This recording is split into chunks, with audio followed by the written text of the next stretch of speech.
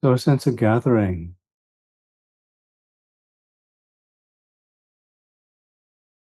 and stillness, collectedness,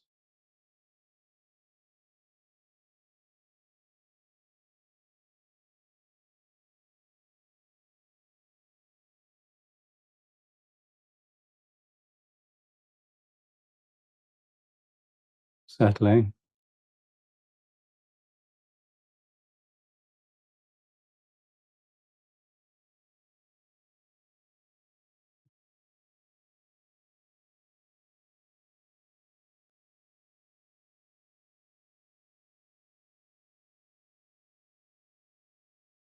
allowing the stillness be welcoming,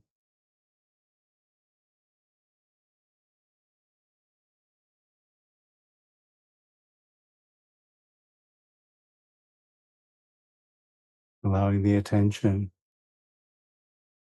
to be given in this receiving of life,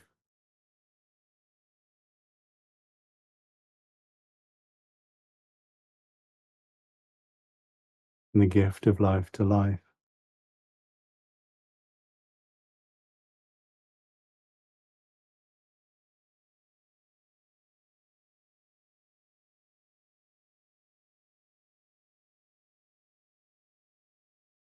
Body,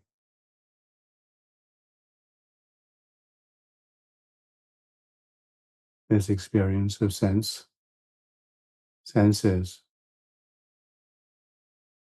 places, here, now,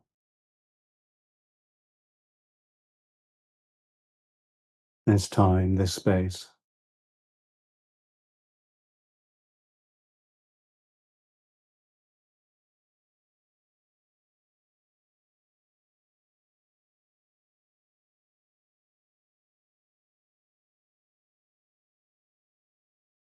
And it's like this.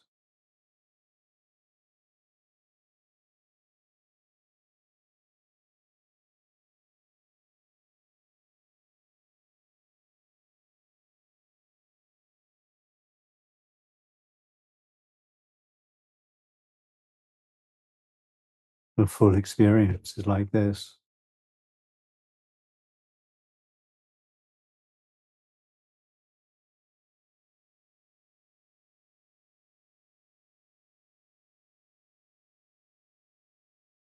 The all of this moment, the all of this experience, the all of this experience of space, time, now, and here, in stillness.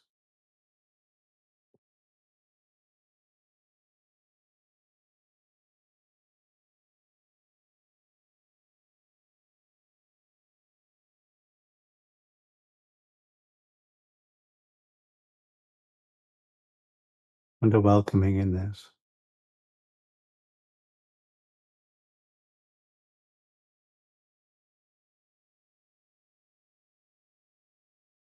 15 minutes we give to this, or so,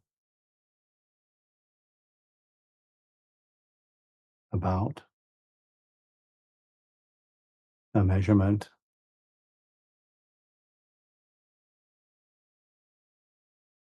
limitation,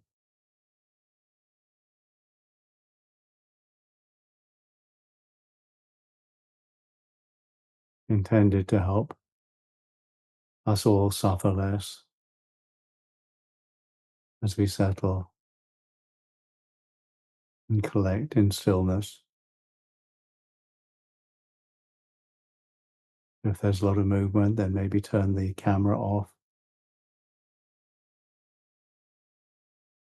And as people come in, they come in, giving time and space for this gathering.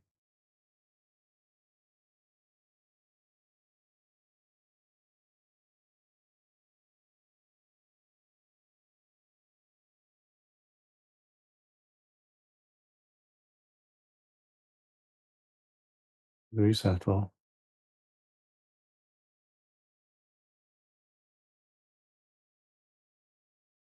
in this given life, here and now.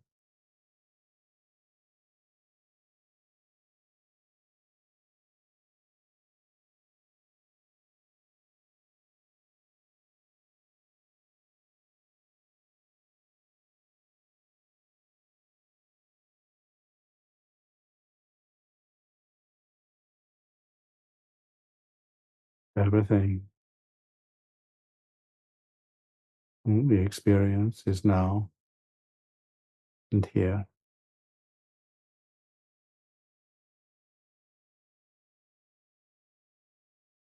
The memories, the hopes, the expectations and fears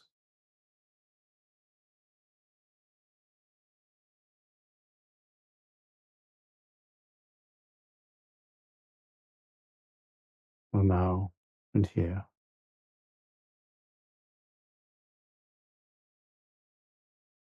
And give the opportunity,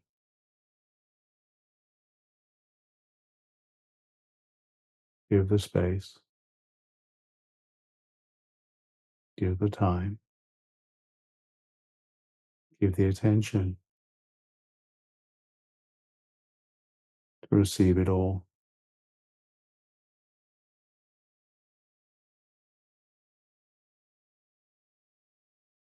Receive it all. Receive life.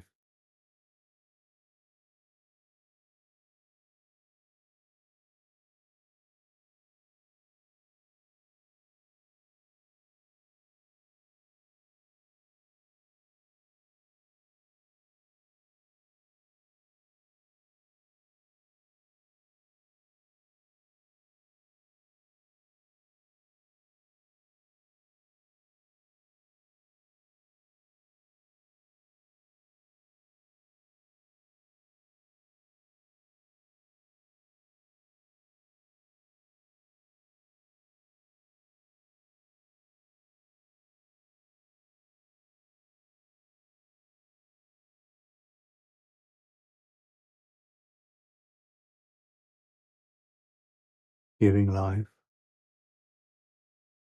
to life.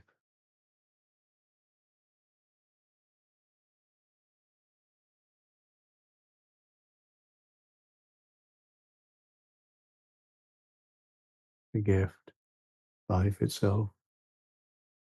It's given. It's the given.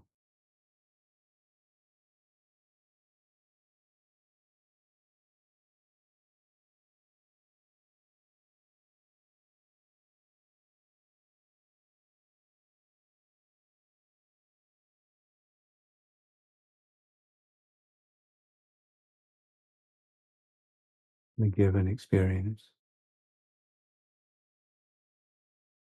Given life, given attention, given care.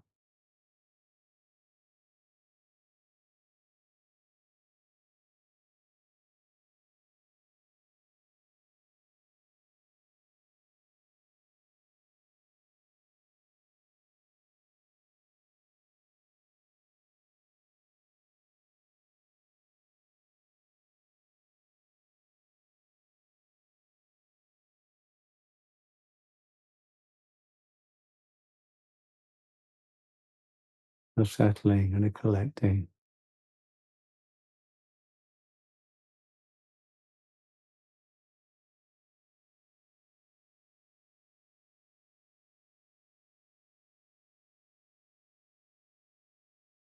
A receiving and a gathering.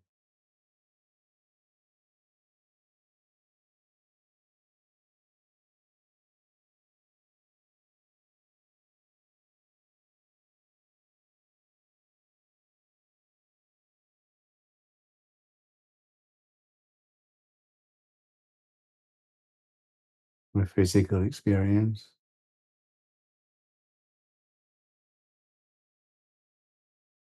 And the knowing.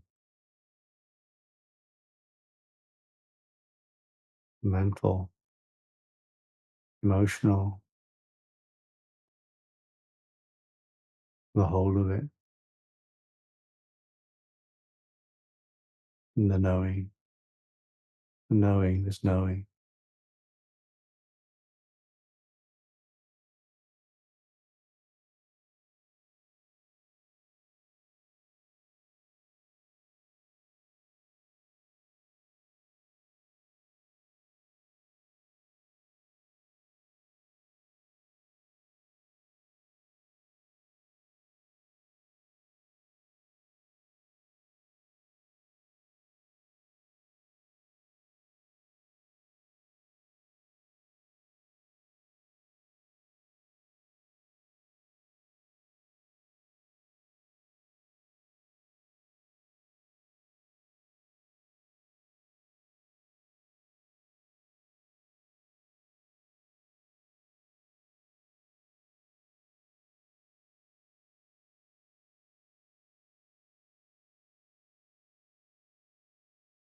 A breath,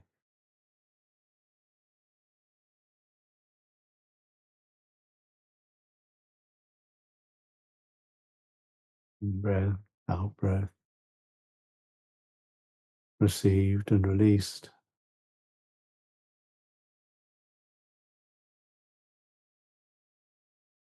Experience received and released of expectation.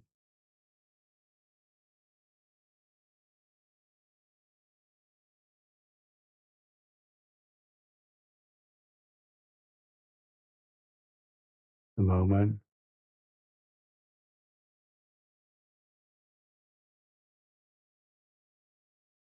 now, the experience, here.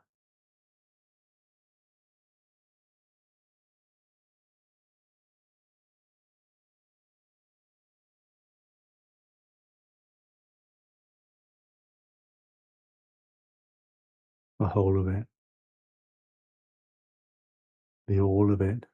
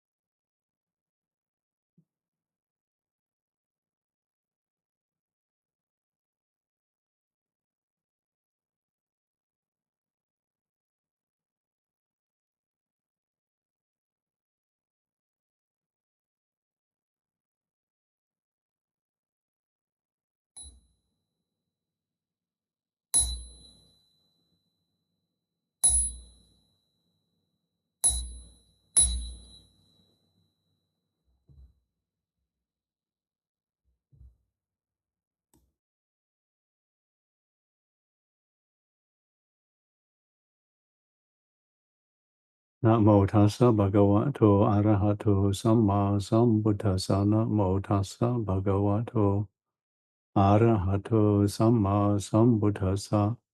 Namo tassa bhagavato arahato samma sambuddhassa. Buddhang dhammang sanghang namassami.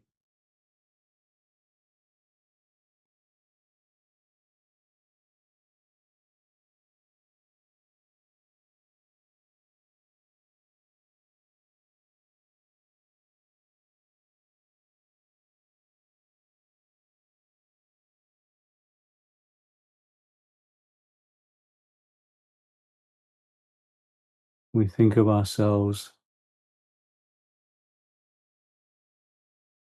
we think of me being here, me now.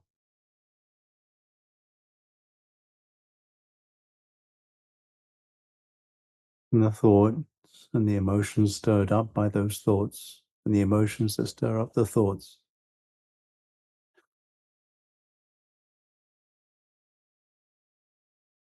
Experienced now and here, and then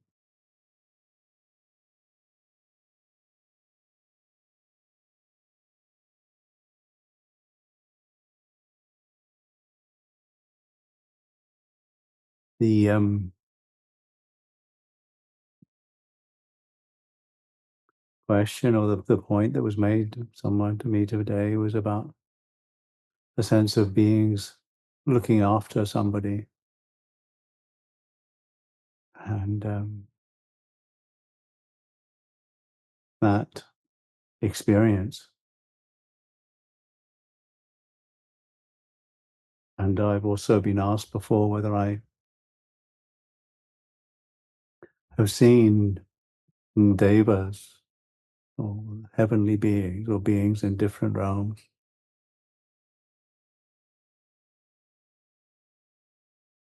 or if I've experienced them, or if I believe in them.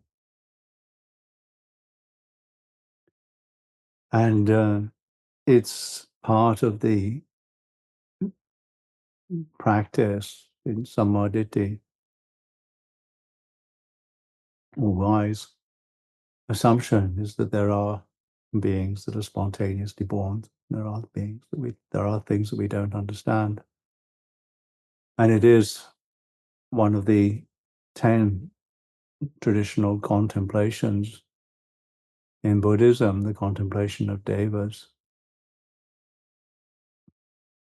And as some of you who've read the theories of Buddhist cosmology and the different levels of existence, I think us humans were about 6 up of 31. So there are a few above and only a few below. And what is their role, their purpose, and what does that really mean?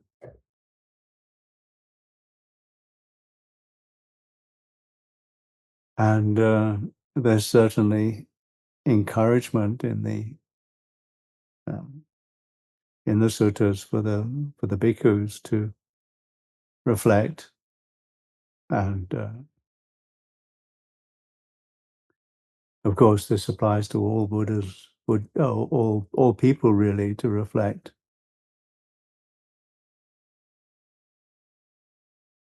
that there are things that we don't really understand. So the encouragement when we go somewhere is to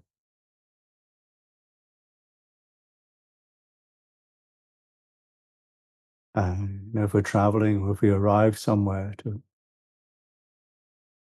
in our hearts or through chanting or through some sort of devotional action, to actually say, may the beings here that I don't may necessarily know anything about,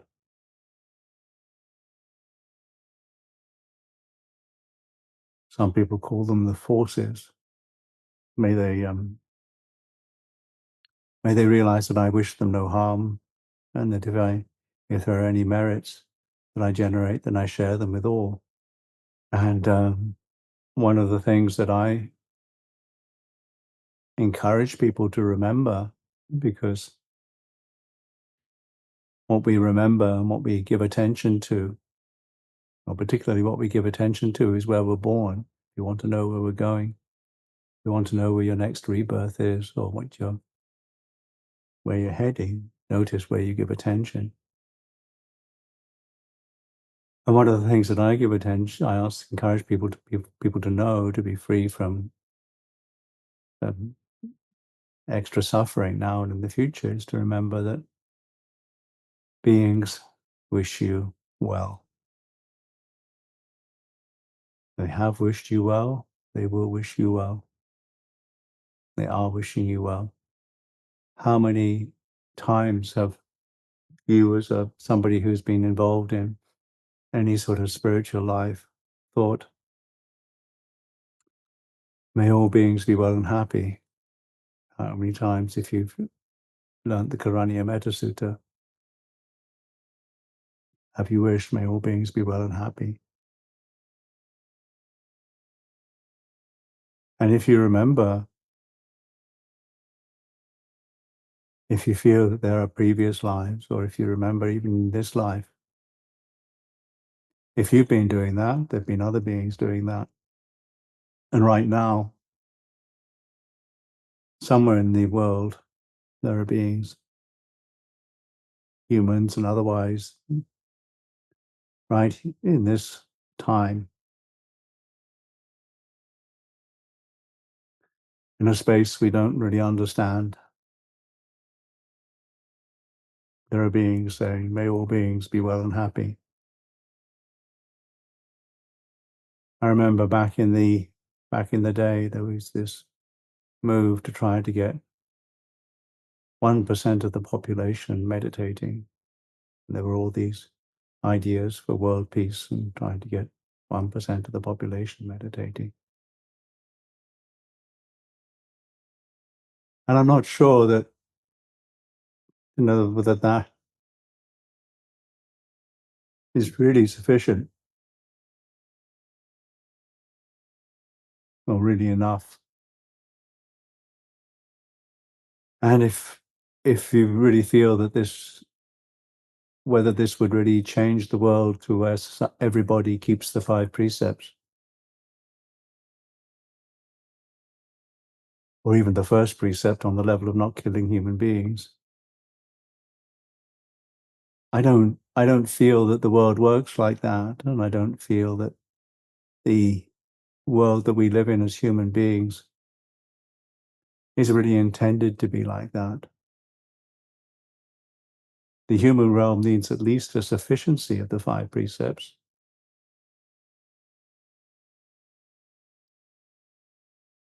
Because when it breaks down, then that's a strange, hellish realm, the realm of war. But whether the whole world will ever be at peace, even if we give peace a chance, no, it's not really how it's going to work. Because there's always going to be Mara, there's always going to be that. But if you want to know where you're going, notice where you give attention. Notice what you pay attention to. If you pay attention all the time to that which stirs up and that which provokes a sense of helplessness, provokes a sense of um, uh, anger or frustration, or if that's what you always give attention to, then that's where you're going. Notice the peaceful, notice the spaciousness, notice the noticing itself is the encouragement as a practice. And if you do dwell on the horrible and the disgusting and the frightening, because it's that there, then that's how it is. And then the sense of, if you're going to ask for protection, then the way that that's encouraged is to think, to the chanting that we do is the Tanyata protection, which is a rendition of something that is about acknowledging all the forces, acknowledging all the possibilities of different realms of being, and recognizing that they all bow to, they all are not equal in any way to the Buddha. That quality of the knowing, that quality of supreme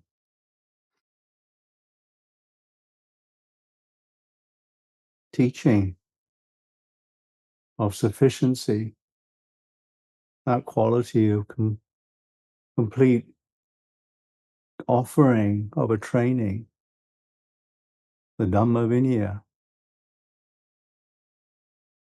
The Dhamma, he who sees the Dhamma, in seeing the Dhamma, you see the Buddha. And the Buddha offers a way of behaving in speech, in action,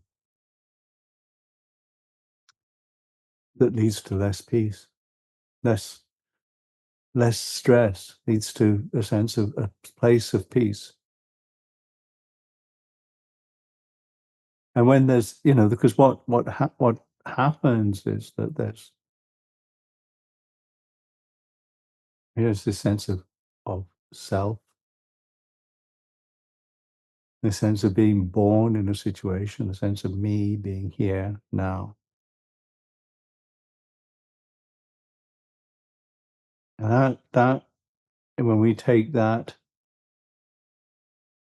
that's the stress.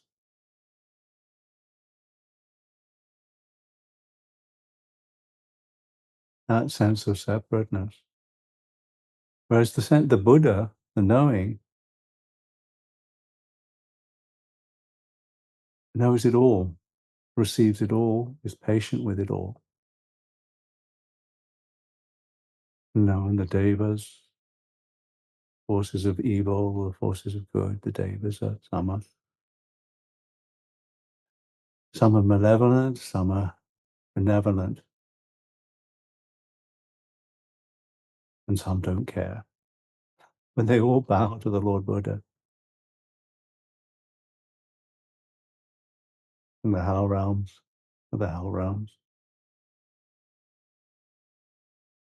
And then the question, can I do it? What are the qualities needed for awakening? Can anybody do it? Is it special in some way? Well, those are all thoughts, aren't they? And the short answer is that any being can practice at some level the Eightfold Path.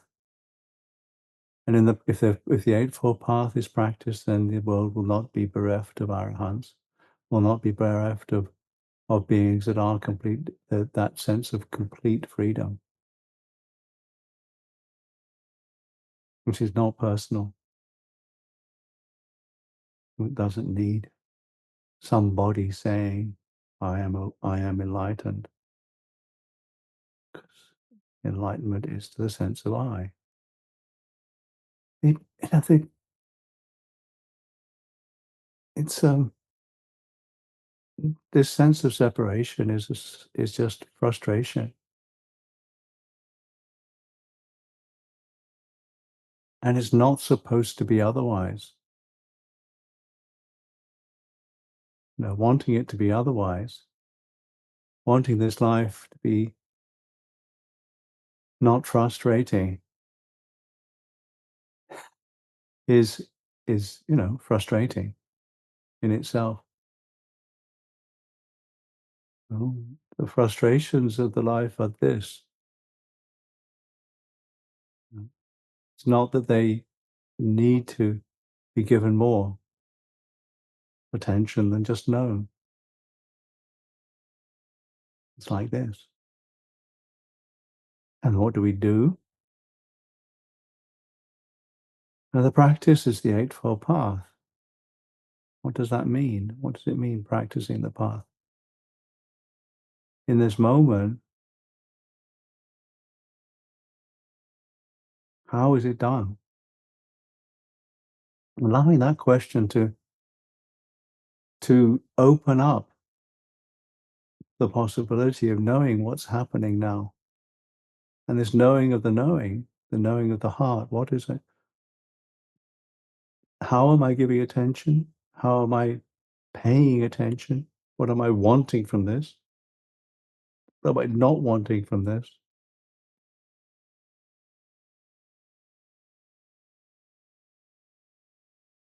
And is in the sense of, I don't want this, or I want this, or I should be doing it this way, or I shouldn't be doing it that way. That's all more of the frustration. This is what's happening. This is what's doing. This is the doing now. This is the doing being. And the karma that's being created, the karma of this moment, the receiving of this experience. In this, there's this.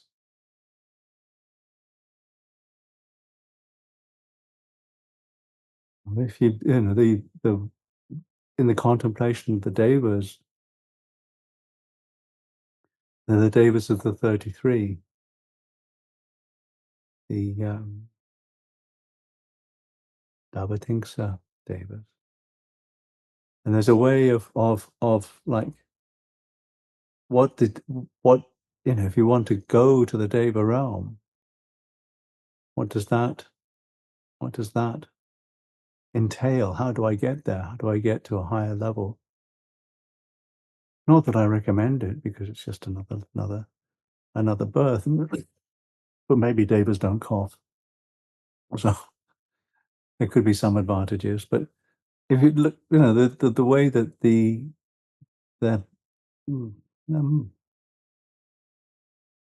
Maha's vows of or determinations or directions was looking after the parents and just sustaining an attitude of humility towards the elders, the sense of speech that's gentle and polite, and not leading to division, leading to harmony. So a recognition of what we have in common, the brothers and sisters that we are, and not being miserly, and a sense of delight in sharing and relinquishing, and trying to speak honestly or communicating honestly with a sense of trying to preserve the truth, and refraining from anger or adding to anger, dispelling anger. These are the sort of things that one can practice, or the sort of intentions that one can go towards, because intentions are doings, a doing of the mind, a doing of the heart, an inclining of the heart. And in all of this, that's the practice. What is happening? How do we do this? What is happening now in this heart? Because beings do wish us well. Do we remember that? How often do you remember that beings wish you well? I have from whenever we receive an act of kindness, that sense of what happens there. whenever we remember that there are beings that are saying, Sabe Sata Sukhi Hontu, may all beings be well and happy. There are beings saying that every moment of the day, somewhere in the universe. And how many times have you said that? And recognizing that you're part of it, born and to be born. When you said, may all beings be well and happy, born and to be born, you're including whatever future experience that you have. So you've wished yourself well. Beings wish you well.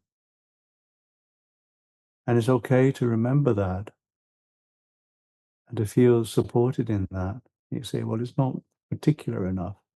I want somebody to wish me well. When you've wished yourself well,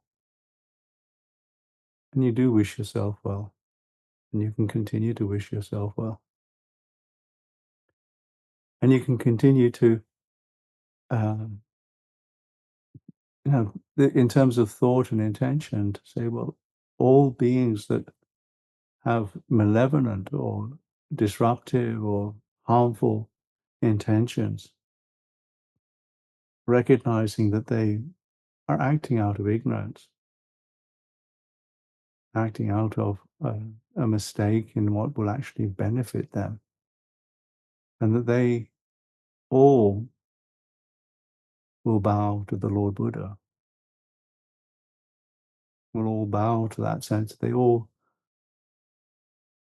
the sense of they merge in the deathless. They merge in that knowing. They end in Nibbana. Where are they not? Where's the end of them?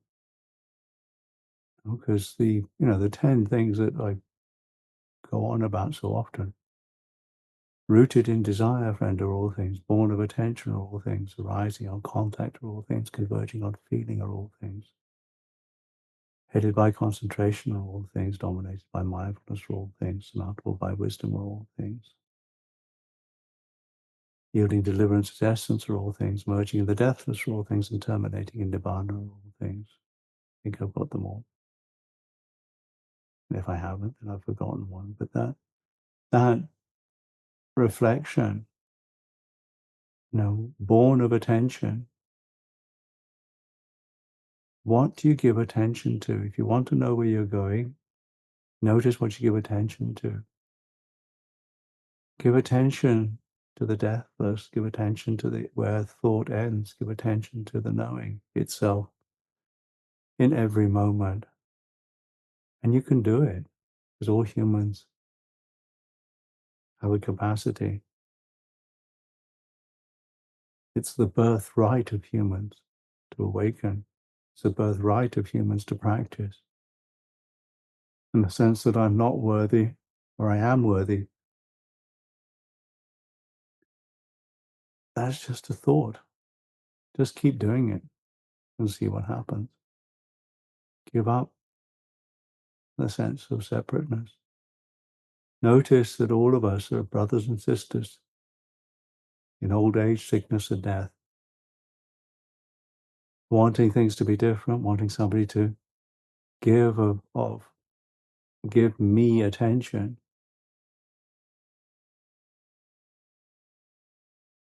Give yourself attention. Wanting somebody to give you attention. It's coming from a sense of lack of security, lack of refuge. The being that most needs your attention is the being that you live with all the time. And wanting it from somewhere else shows that there's a lack there shows that there's a lack, and it adds to that lack by thinking that somebody else can give you that, fulfill that for you. If somebody just gives me enough attention, then I will somehow be happy. That's going to be very, very frustrating and feeding that is incredibly foolish because it feeds the sense of lack. Give attention to the knowing now. Give attention without expecting or hoping for anything back. Give attention and receive all of life. That gift of attention receives all of life. It receives the good, the bad, the ups and downs. As all of the forces bow to the Buddha, as all supports the possibility of awakening. This moment, here, this experience, now,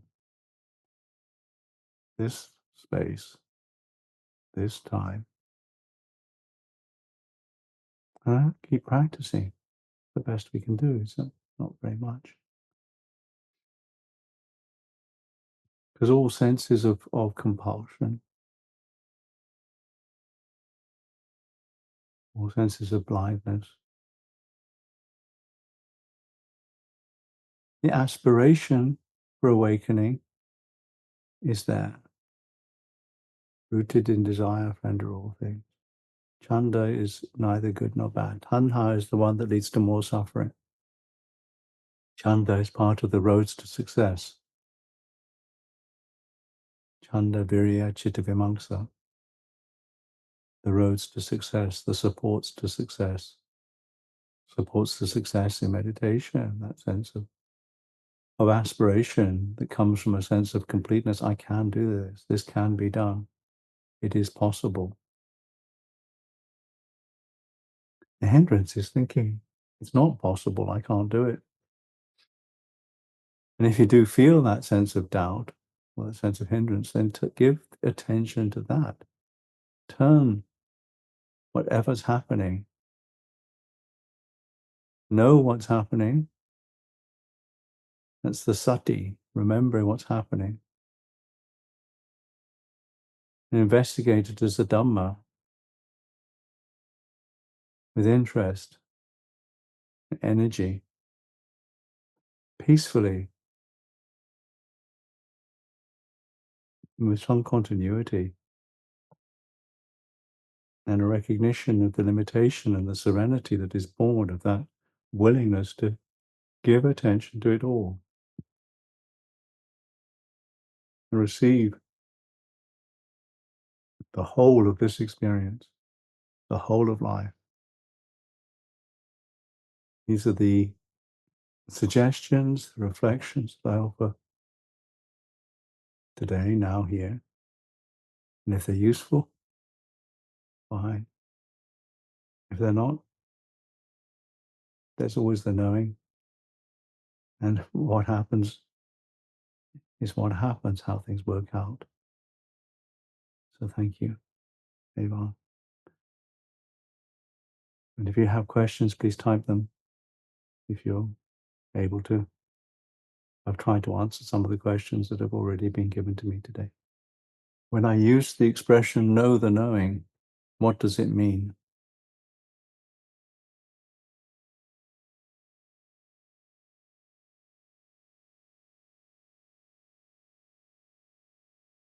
Know the knowing.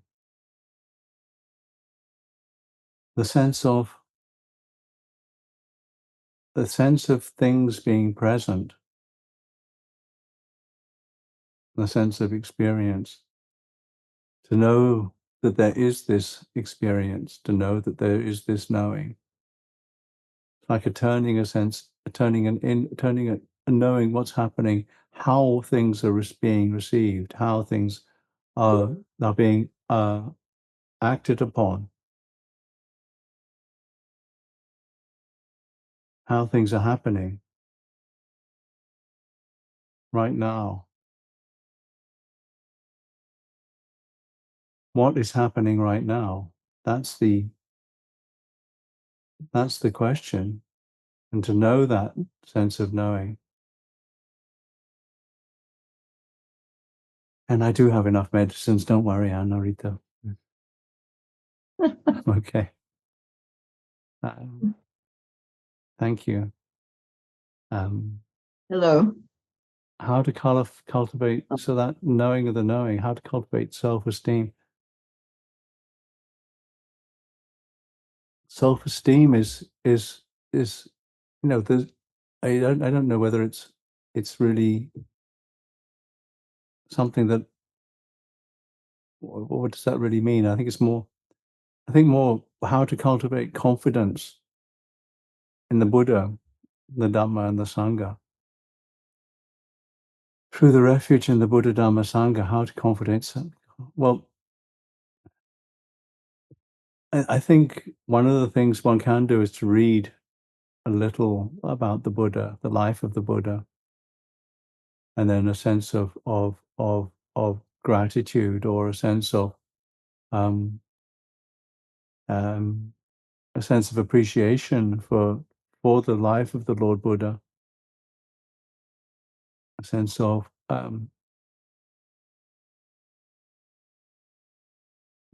the sense that I'm so lucky to have received this, or to have that quality, the sense of bowing to it, the sense the sense of offering one's practice to it, so that when one does sit or walk, the sense of, I offer this for the benefit of all. I offer this to the Lord Buddha. I offer this to all those that have practiced and will practice. And then your sense of offering, so that one's life is an offering. So it's not what one gets out of it, but it's more what one gives to it. So I think that always cultivating a sense of self-esteem is through, a lot of it's through the sense of I can offer, I can give, and giving what one can, giving attention, giving kindness, giving space as an offering. And the giving of the 5 precepts. When one decides to practice the 5 precepts, one's joining a sangha of beings that are truly trying to be human. And the gift of the 5 precepts is a gift of fearlessness to all beings. You're giving the universe somebody who can be trusted, and that's an incredible gift. Somebody who's trying to be one who practices. So a sense of self-confidence that come from that, sense of saddha, a sense of confidence in the goodness of the possibility of a human birth, as a reflection. So those are some of the ways that you might say, well, building up self-esteem, or appreciation for the human birth.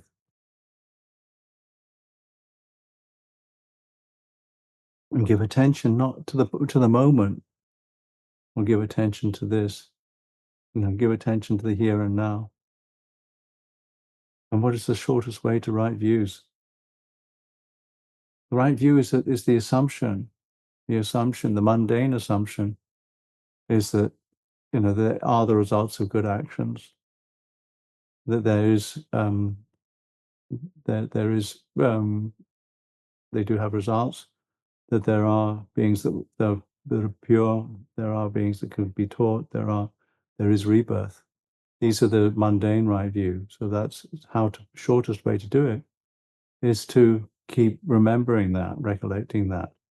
And then the liberating right view is to notice there is dukkha, and to understand that, to abandon the causes of dukkha, to realize what's not thinking, and realize the end of dukkha, to realize the end of where there's no separation.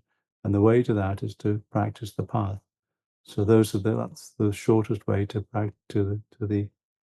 right views, is to practice the whole path, because right view is the whole path.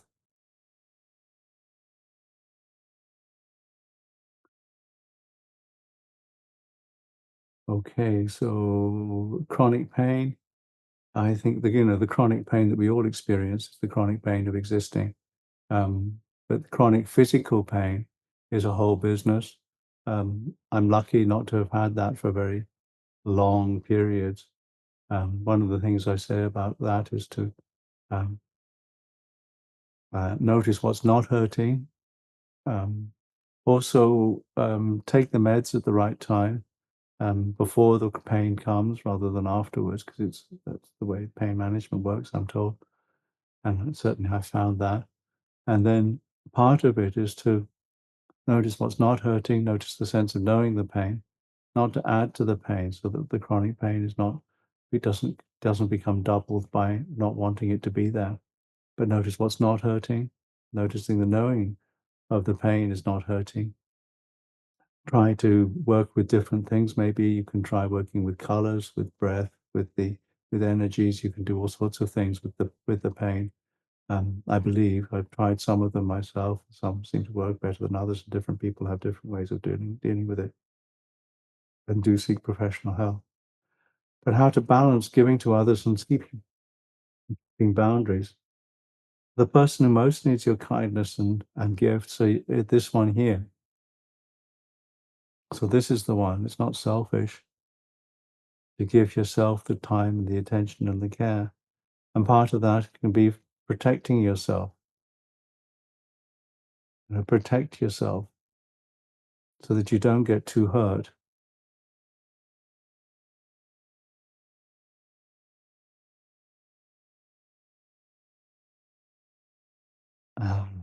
How to know when it's too much and when to stop.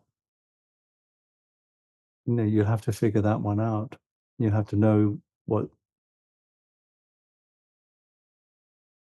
leads to more pain. We're all brothers and sisters in old age, sickness, and death. We all wish beings well. Even the confused, even those that are confused. No, I don't feel that there's a limit to human kindness. I feel that humans depend upon kindness. Without kindness, there could be no humans, because the whole business of the human birth is such a fraught business. People are very confused about what make them kind, what might make them safe, and what might make the whole world a safer place. But there's a basic wish for happiness.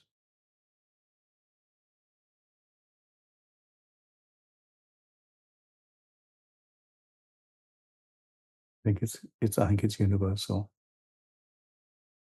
because we are all brothers and sisters in this.